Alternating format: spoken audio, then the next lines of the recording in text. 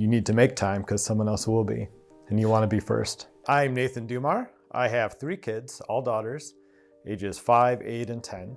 I have to say that after taking the class, I think I came to the realization that I knew less than I thought I did. Like, it's pretty easy to watch the news and kind of know the high level of yeah, fentanyl's bad, great, right? But a lot of the intentional knowledge that I got was from when I was a kid, right? And going through class and programs like DARE. So getting up-to-date stats, up-to-date information, what the real risks are was relatively new.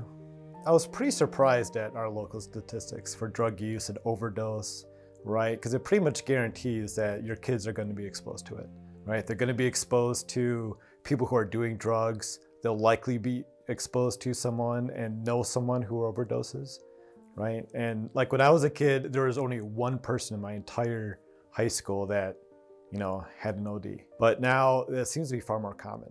And when things become far more common, you get less scared of it sometimes, right? Because that's just the life. That's just what you deal with. Without knowing what they might be exposed to, it's easy to just put your blinders on and be like, yeah, it's fine.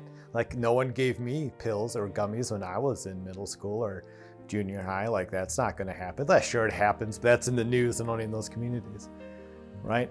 So I think more prepared, but also I feel like I have to pay attention more, right? To make sure that if something does happen and if our kids do start getting exposed to drugs or through their friends, right, we want to be able to see it and watch out for it right away.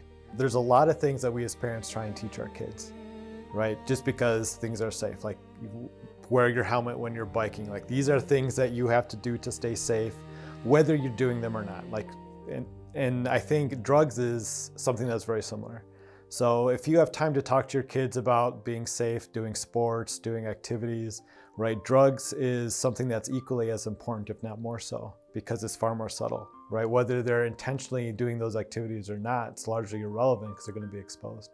So I would argue these types of topics are more important than others because it's not something they'll go out and actively seek.